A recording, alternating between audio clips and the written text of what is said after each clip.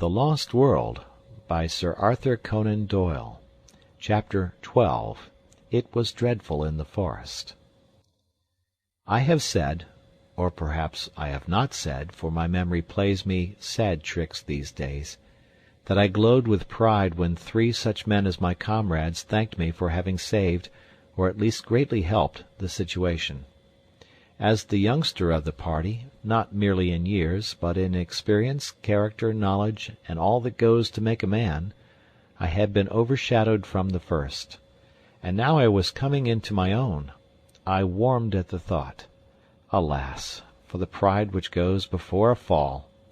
That little glow of self-satisfaction, that added measure of self-confidence, were to lead me on that very night to the most dreadful experience of my life, ending with a shock which turns my heart sick when I think of it. It came about in this way. I had been unduly excited by the adventure of the tree, and sleep seemed to be impossible. Summerlee was on guard, sitting hunched over our small fire, a quaint, angular figure, his rifle across his knees and his pointed, goat-like beard wagging with each weary nod of his head. Lord John lay silent, wrapped in the South American poncho which he wore, while Challenger snored with a roll and rattle which reverberated through the woods. The full moon was shining brightly, and the air was crisply cold. What a night for a walk! And then suddenly came the thought, why not? Suppose I stole softly away? Suppose I made my way down to the central lake? Suppose I was back at breakfast with some record of the place? Would I not in that case be thought an even more worthy associate? Then, if Summerlee carried the day, and some means of escape were found, we should return to London with first-hand knowledge of the central mystery of the plateau, to which I alone, of all men, would have penetrated. I thought of Gladys, with her "There are heroisms all around us." I seemed to hear her voice as she said it. I thought also of McArdle. What a 3-column article for the paper! What a foundation for a career! A correspondentship in the next great war might be within my reach. I clutched at a gun, my pockets were full of cartridges, and, parting the thorn bushes at the gate of our zareba, quickly slipped out. My last glance showed me the unconscious Summerlee, most futile of sentinels, still nodding away like a queer mechanical toy in front of the smouldering fire. I had not gone 100 yards before I deeply repented my rashness. I may have said somewhere in this chronicle that I am too imaginative to be a really courageous man, but that I have an overpowering fear of seeming afraid. This was the power which now carried me onwards. I simply could not slink back with nothing done. Even if my comrades should not have missed me, and should never know of my weakness, there would still remain some intolerable self-shame in my own soul, and yet I shuddered at the position in which I found myself, and would have given all I possessed at that moment to have been honorably free of the whole business. It was dreadful in the forest. The trees grew so thickly, and their foliage spread so widely, that I could see nothing of the moonlight save that here and there the high branches made a tangled filigree against the starry sky. As the eyes became more used to the obscurity, one learned that there were different degrees of darkness among the trees, that some were dimly visible, while between and among them there were coal-black, shadowed patches, like the mouths of caves, from which I shrank in horror as I passed. I thought of the despairing yell of the tortured iguanodon, that dreadful cry which had echoed through the woods. I thought, too, of the glimpse I had in the light of Lord John's torch of that bloated, warty, blood-slavering muzzle. Even now I was on its hunting ground. At any instant it might spring upon me from the shadows, this nameless and horrible monster. I stopped, and picking a cartridge from my pocket, I opened the breech of my gun. As I touched the lever my heart leaped within me. It was the shotgun, not the rifle, which I had taken. Again the impulse to return swept over me. Here surely was a most excellent reason for my failure, one for which no one would think the less of me. But again the foolish pride fought against that very word. I could not, must not, fail. After all, my rifle would probably have been as useless as a shotgun against such dangers as I might meet. If I were to go back to camp to change my weapon, I could hardly expect to enter and to leave again without being seen. In that case there would be explanations, and my attempt would no longer be all my own. After a little hesitation, then, I screwed up my courage and continued upon my way, my useless gun under my arm. The darkness of the forest had been alarming, but even worse was the white, still flood of moonlight in the open glade of the iguanodons. Hid among the bushes, I looked out at it. None of the great brutes were in sight. Perhaps the tragedy which had befallen one of them had driven them from their feeding ground. In the misty, silvery night I could see no sign of any living thing.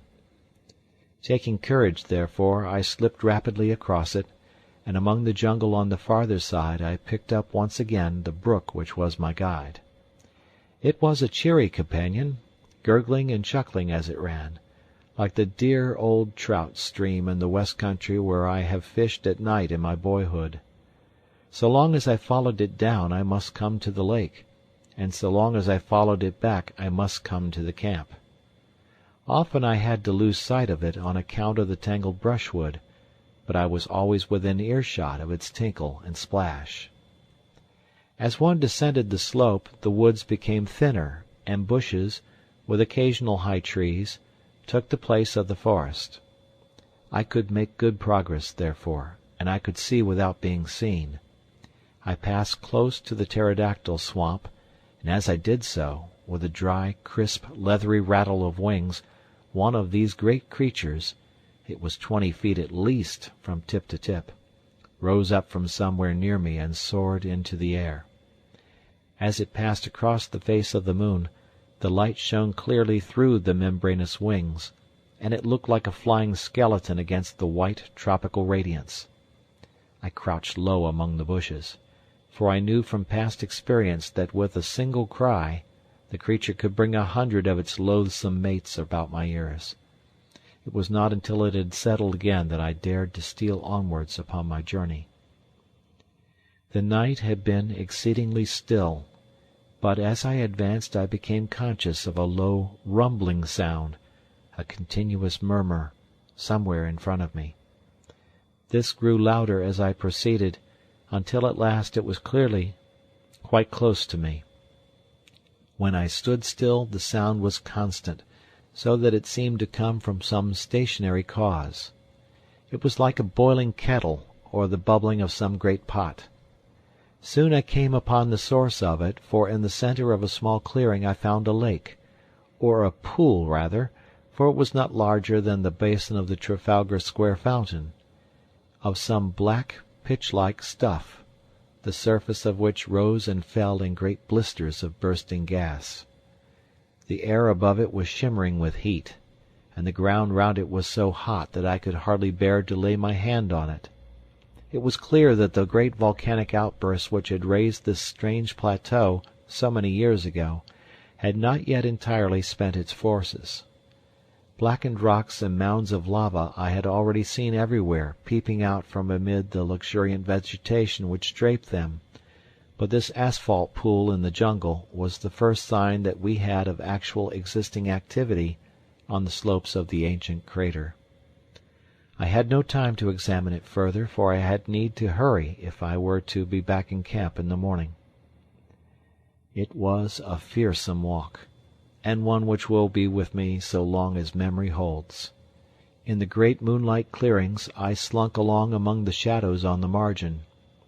In the jungle I crept forward, stopping with a beating heart whenever I heard, as I often did, the crash of breaking branches as some wild beast went past. Now and then great shadows loomed up for an instant and were gone, great silent shadows which seemed to prowl upon padded feet. How often I stopped with the intention of returning, and yet every time my pride conquered my fear, and sent me on again until my object should be attained. At last. My watch showed that it was 1 in the morning. I saw the gleam of water amid the openings of the jungle, and 10 minutes later I was among the reeds upon the borders of the central lake. I was exceedingly dry, so I lay down and took a long draught of its waters, which were fresh and cold. There was a broad pathway with many tracks upon it at the spot which I had found, so that it was clearly one of the drinking places of the animals. Close to the water's edge there was a huge isolated block of lava. Up this I climbed, and lying on the top, I had an excellent view in every direction. The first thing which I saw filled me with amazement. When I described the view from the summit of the great tree, I said that on the farther cliff I could see a number of dark spots, which appeared to be the mouths of caves. Now, as I looked up at the same cliffs, I saw disks of light in every direction, ruddy, clearly defined patches, like the portholes of a liner in the darkness. For a moment I thought it was the lava glow from some volcanic action. But this could not be so. Any volcanic action would surely be down in the hollow and not high among the rocks. What then was the alternative? It was wonderful, and yet it must surely be. These ruddy spots must be the reflection of fires within the caves, fires which could only be lit by the hand of man. There were human beings, then, upon the plateau. How gloriously my expedition was justified! Here was news indeed for us to bear back with us to London. For a long time I lay and watched these red, quivering blotches of light. I suppose they were 10 miles off from me, yet even at that distance one could observe how, from time to time, they twinkled or were obscured as someone passed before them. What would I not have given to be able to crawl up to them, to peep in, and to take back some word to my comrades as to the appearance and character of the race who lived in so strange a place. It was out of the question for the moment, and yet surely we could not leave the plateau until we had some definite knowledge upon the point. Lake Gladys, my own lake, lay like a sheet of quicksilver before me, with the reflected moon shining brightly in the center of it. It was shallow, for in many places I saw low sandbanks protruding above the water. Everywhere upon the still surface I could see signs of life, sometimes mere rings and ripples in the water, sometimes the gleam of a great silver-sided fish in the air, sometimes the arched, slate-colored back of some passing monster. Once upon a yellow sandbank I saw a creature like a huge swan, with a clumsy body and a high, flexible neck, shuffling about upon the margin. Presently it plunged in, and for some time I could see the arched neck and darting head undulating over the water. Then it dived, and I saw it no more. My attention was soon drawn away from these distant sights and brought back to what was going on at my very feet. Two creatures like large armadillos had come down to the drinking place, and were squatting at the edge of the water, their long, flexible tongues like red ribbons shooting in and out as they lapped. A huge deer with branching horns, a magnificent creature which carried itself like a king, came down with its doe and 2 fawns, and drank beside the armadillos. No such deer exist anywhere else upon earth, for the moose or elks which I have seen would hardly have reached its shoulders. Presently it gave a warning snort, and was off with its family among the reeds, while the armadillos also scuttled for shelter. A newcomer, a most monstrous animal, was coming down the path. For a moment I wondered where I could have seen that ungainly shape, that arched back with triangular fringes along it, that strange, bird-like head held close to the ground. Then it came back to me. It was the Stegosaurus, the very creature which Maple White had preserved in his sketch-book, and which had been the first object which arrested the attention of Challenger. There he was, perhaps the very specimen which the American artist had encountered. The ground shook beneath his tremendous weight, and his gulpings of water resounded through the still night. For 5 minutes he was so close to my rock that by stretching out my hand I could have touched the hideous waving hackles upon his back. Then he lumbered away and was lost among the boulders. Looking at my watch, I saw that it was 2:30, and high time, therefore, that I started upon my homeward journey. There was no difficulty about the direction in which I should return, for all along I had kept the little brook upon my left, and it opened into the central lake within a stone's throw of the boulder upon which I had been lying. I set off, therefore, in high spirits, for I felt that I had done good work, and was bringing back a fine budget of news for my companions. Foremost of all, of course, were the sight of the fiery caves and the certainty that some troglodytic race inhabited them. But besides that I could speak from experience at the central lake. I could testify that it was full of strange creatures, and I had seen several land forms of primeval life which we had not before encountered. I reflected as I walked that few men in the world could have spent a stranger night, or added more to human knowledge in the course of it. I was plodding up the slope, turning these thoughts over in my mind, and had reached a point which might have been half-way to home, when my mind was brought back to my own position by a strange noise behind me. It was something between a snore and a growl, low, deep, and exceedingly menacing. Some strange creature was evidently near me, but nothing could be seen, so I hastened more rapidly upon my way. I had traversed 1/2 mile or so when suddenly the sound was repeated, still behind me, but louder and more menacing than before. My heart stood still within me as it flashed across me that the beast, whatever it was, must surely be after me. My skin grew cold, and my hair rose at the thought. That these monsters should tear each other to pieces was a part of the strange struggle for existence, but that they should turn upon modern man, that they should deliberately track and hunt down the predominant human, was a staggering and fearsome thought. I remembered again the blood-beslobbered face which we had seen in the glare of Lord John's torch, like some horrible vision from the deepest circle of Dante's hell. With my knees shaking beneath me, I stood and glared with staring eyes down the moonlit path which lay behind me. All was quiet, as in a dream landscape. Silver clearings and the black patches of the bushes, nothing else could I see. Then, from out of the silence, imminent and threatening, there came once more that low, throaty croaking, far louder and closer than before. There could no longer be a doubt. Something was on my trail, and was closing in upon me every minute. I stood like a man paralyzed, still staring at the ground which I had traversed. Then suddenly I saw it. There was movement among the bushes at the far end of the clearing which I had just traversed. A great dark shadow disengaged itself, and hopped out into the clear moonlight. I say hopped advisedly, for the beast moved like a kangaroo, springing along in an erect position upon its powerful hind legs, while its front ones were held bent in front of it.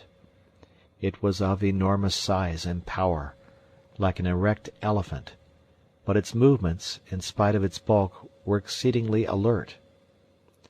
For a moment, as I saw its shape, I hoped that it was an iguanodon, which I knew to be harmless, but ignorant as I was, I soon saw that this was a very different creature. Instead of the gentle, deer-shaped head of the great three-toed leaf-eater, this beast had a broad, squat, toad-like face like that which had alarmed us in our camp.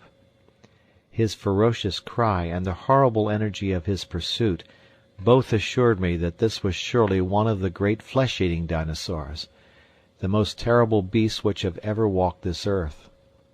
As the huge brute loped along it dropped forward upon its forepaws, and brought its nose to the ground every 20 yards or so.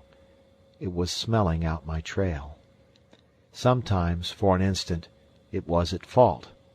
Then it would catch it up again, and come bounding swiftly along the path I had taken. Even now when I think of that nightmare, The sweat breaks out upon my brow. What could I do? My useless fowling piece was in my hand. What help could I get from that? I looked desperately round for some rock or tree, but I was in a bushy jungle with nothing higher than a sapling within sight, while I knew that the creature behind me could tear down an ordinary tree as though it were a reed. My only possible chance lay in flight. I could not move swiftly over the rough broken ground, but as I looked round me in despair I saw a well-marked, hard-beaten path which ran across in front of me. We had seen several of the sort, the runs of various wild beasts, during our expeditions. Along this I could perhaps hold my own, for I was a fast runner, and in excellent condition. Flinging away my useless gun, I set myself to do such a half-mile as I have never done before or since. My limbs ached, my chest heaved, I felt that my throat would burst for want of air, and yet, with that horror behind me, I ran, and I ran, and ran. At last I paused, hardly able to move. For a moment I thought that I had thrown him off. The path lay still behind me. And then suddenly, with a crashing and a rending, a thudding of giant feet and a panting of monster lungs, the beast was upon me once more. He was at my very heels. I was lost. Madman that I was to linger so long before I fled. Up to then he had hunted by scent, and his movement was slow. But he had actually seen me as I started to run. From then onwards he had hunted by sight, for the path showed him where I had gone. Now as he came round the curve he was springing in great bounds. The moonlight shone upon his huge projecting eyes, the row of enormous teeth in his open mouth, and the gleaming fringe of claws upon his short, powerful forearms. With a scream of terror I turned and rushed wildly down the path. Behind me the thick, gasping breathing of the creature sounded louder and louder. His heavy footfall was beside me. Every instant I expected to feel his grip upon my back. And then suddenly there came a crash.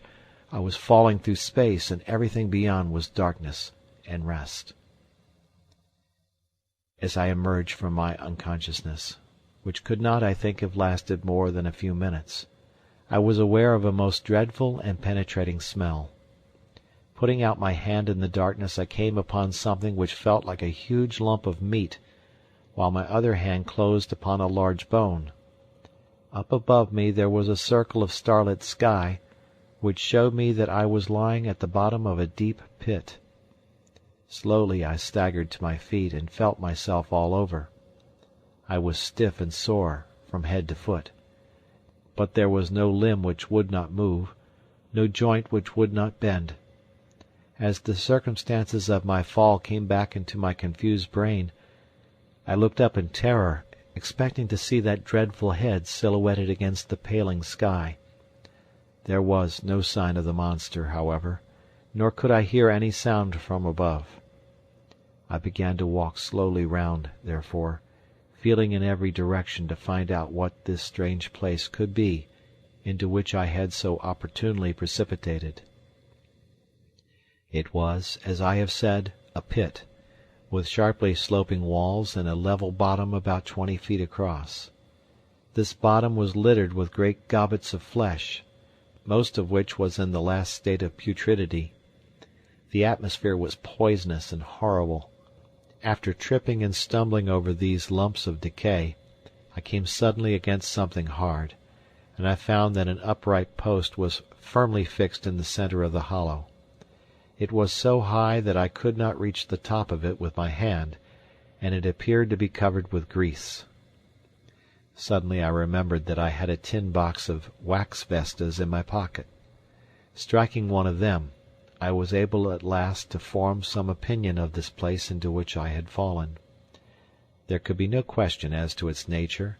It was a trap, made by the hand of man. The post in the centre, some 9 feet long, was sharpened at the upper end, and was black with the stale blood of the creatures who had been impaled upon it. The remains scattered about were fragments of the victims, which had been cut away in order to clear the stake for the next who might blunder in. I remembered that Challenger had declared that man could not exist upon the plateau, since with his feeble weapons he could not hold his own against the monsters who roamed over it. But now it was clear enough how it could be done. In their narrow-mouthed caves the natives, whoever they might be, had refuges into which the huge saurians could not penetrate, while with their developed brains they were capable of setting such traps, covered with branches, across the paths which marked the run of the animals, as would destroy them in spite of all their strength and activity. Man was always the master. The sloping wall of the pit was not difficult for an active man to climb, but I hesitated long before I trusted myself within reach of the dreadful creature which had so nearly destroyed me. How did I know that he was not lurking in the nearest clump of bushes, waiting for my reappearance? I took heart, however, as I recalled a conversation between Challenger and Summerlee upon the habits of the great saurians. Both were agreed that the monsters were practically brainless, that there was no room for reason in their tiny cranial cavities, and that if they have disappeared from the rest of the world, it was assuredly on account of their own stupidity, which made it impossible for them to adapt themselves to changing conditions. To lie in wait for me now would mean that the creature had appreciated what had happened to me, and this in turn would argue some power connecting cause and effect. Surely it was more likely that a brainless creature, acting solely by vague predatory instinct, would give up the chase when I disappeared, and, after a pause of astonishment, would wander away in search of some other prey? I clambered to the edge of the pit and looked over. The stars were fading, the sky was whitening, and the cold wind of morning blew pleasantly upon my face. I could see or hear nothing of my enemy. Slowly I climbed out, and sat for a while upon the ground, ready to spring back into my refuge if any danger should appear. Then, reassured by the absolute stillness and by the growing light, I took my courage in both hands, and stole back along the path which I had come. Some distance down it I picked up my gun, and shortly afterwards struck the brook which was my guide. So, with many a frightened backward glance, I made for home. And suddenly there came something to remind me of my absent companions. In the clear, still morning air there sounded far away the sharp, hard note of a single rifle shot. I paused and listened, but there was nothing more. For a moment I was shocked at the thought that some sudden danger might have befallen them, but then a simpler and more natural explanation came to my mind. It was now broad daylight. No doubt my absence had been noticed. They had imagined that I was lost in the woods, and had fired this shot to guide me home. It is true that we had made a strict resolution against firing, but if it seemed to them that I might be in danger they would not hesitate. It was for me now to hurry on as fast as possible, and so to reassure them. I was weary and spent, so my progress was not so fast as I wished, but at last I came into regions which I knew. There was the swamp of the pterodactyls upon my left. There in front of me was the glade of the iguanodons. Now I was in the last belt of trees which separated me from Fort Challenger. I raised my voice in a cheery shout to allay their fears. No answering greeting came back to me. My heart sank at that ominous stillness. I quickened my pace into a run. The zareba rose before me, even as I had left it, but the gate was open. I rushed in. In the cold morning light it was a fearful sight which met my eyes. Our effects were scattered in wild confusion over the ground. My comrades had disappeared, and close to the smouldering ashes of our fire the grass was stained crimson with a hideous pool of blood. I was so stunned by this sudden shock that for a time I must have nearly lost my reason. I have a vague recollection, as one remembers a bad dream, of rushing about through the woods all round the empty camp, calling wildly for my companions. No answer came back from the silent shadows. The horrible thought that I might never see them again, that I might find myself abandoned all alone in that dreadful place, with no possible way of descending into the world below, that I might live and die in that nightmare country, drove me to desperation. I could have torn my hair and beaten my head in my despair. Only now did I realize how I had learned to lean upon my companions, upon the serene self-confidence of Challenger, and upon the masterful, humorous coolness of Lord John Roxton. Without them I was like a child in the dark, helpless and powerless. I did not know which way to turn, or what I should do first. After a period, during which I sat in bewilderment, I set myself to try and discover what sudden misfortune could have befallen my companions. The whole disordered appearance of the camp showed that there had been some sort of attack, and the rifle shot no doubt marked the time when it had occurred.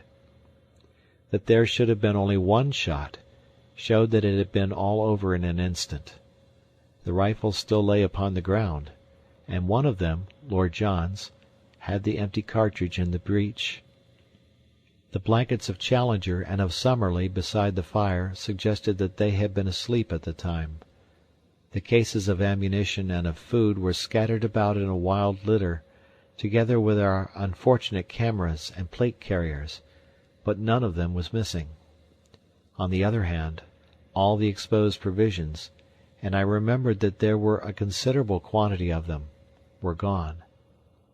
They were animals, then, and not natives, who had made the inroad, for surely the latter would have left nothing behind. But if animals, or some single terrible animal, then what had become of my comrades? A ferocious beast would surely have destroyed them, and left the remains. It is true that there was that one hideous pool of blood, which told of violence. Such a monster as had pursued me during the night could have carried away a victim as easily as a cat would a mouse. In that case the others would have followed in pursuit, but then they would have assuredly have taken their rifles with them.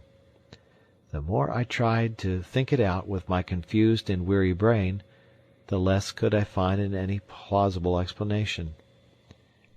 I searched round in the forest, but could see no tracks which could help me to a conclusion. Once I lost myself, and it was only by good luck, and after an hour of wandering, that I found the camp once more. Suddenly a thought came to me, and brought some little comfort to my heart. I was not absolutely alone in the world. Down at the bottom of the cliff, and within call of me, was waiting the faithful Zambo. I went to the edge of the plateau and looked over. Sure enough, he was squatting among his blankets beside his fire in his little camp. But, to my amazement, a second man was seated in front of him. For an instant my heart leaped for joy, as I thought that one of my comrades had made his way safely down. But a second glance dispelled the hope. The rising sun shone red upon the man's skin. He was an Indian. I shouted loudly and waved my handkerchief. Presently Zambo looked up, waved his hand, and turned to ascend the pinnacle. In a short time he was standing close to me and listening with deep distress to the story which I told him. "Devil got them for sure, Massa Malone," said he. "You got into the devil's country, sah. He take you all to hisself.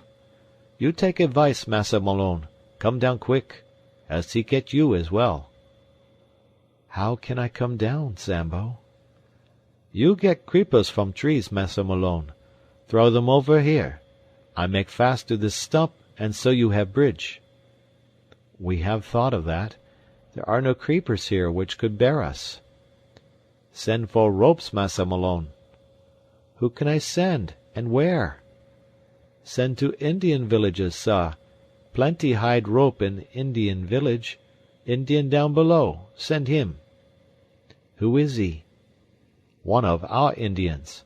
Other ones beat him, take away his pay. He come back to us. Ready now to take letter, bring rope, anything." To take a letter? Why not?